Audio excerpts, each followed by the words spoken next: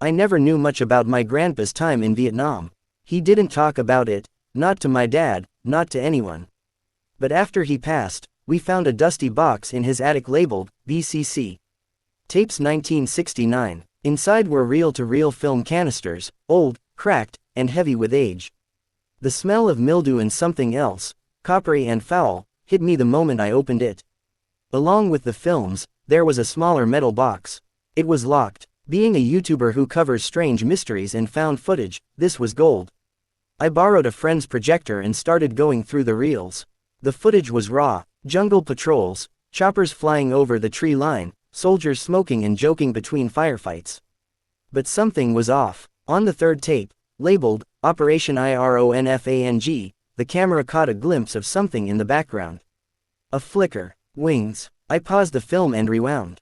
There it was again, fluttering just behind a tree line, about 6 feet tall, skeletal, hunched over, with long, bent limbs and hollow black eyes. It looked like a fairy, but not the kind you'd find in a children's book. It looked like something out of a nightmare. Over the next week, I became obsessed with the footage. I enhanced it, zoomed in, frame by frame. The figure appeared in multiple reels, always just at the edge of the jungle, always watching. Once, it crawled along the treetops like a spider. Another time, it hovered near a soldier who later vanished in the next frame. The other men didn't react to it. No panic, no shouting, as if they couldn't see it. But the strangest part, it was wearing something around its neck. A pair of rusted, clinking dog tags. One night, while editing a video, I noticed movement behind me in the reflection of my screen. I turned around, nothing. But when I played the footage back, there it was. In the blurred edge of the video, that same winged creature. Watching me. In my room. I stopped sleeping. I posted a short teaser of the footage to my channel. Views exploded. Comments flooded in. This is fake, right? That thing's not human. Zoom in at 346, what is that? One comment chilled me. My uncle was in the 82nd Airborne. He saw this thing too. Said it was the jungle's tax collector. That night, I finally pried open the locked box. Inside was a journal, Grandpa's handwriting, shaky and panicked.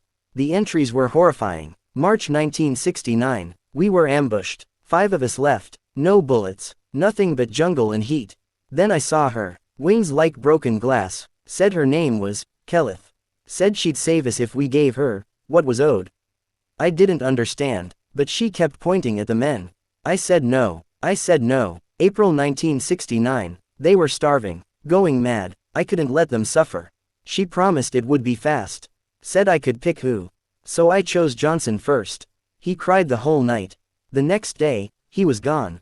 And we were safe. She kept her word. May 1969. Last one left now. Just me. She won't leave. She whispers when I sleep. Says I owe her something I never gave. I think she means me. I dropped the journal. My hands were shaking. The fairy wasn't some random jungle monster. My grandfather had fed his squad to it. I tried to burn the tapes. But the fire wouldn't take them. I threw the dog tags into the river.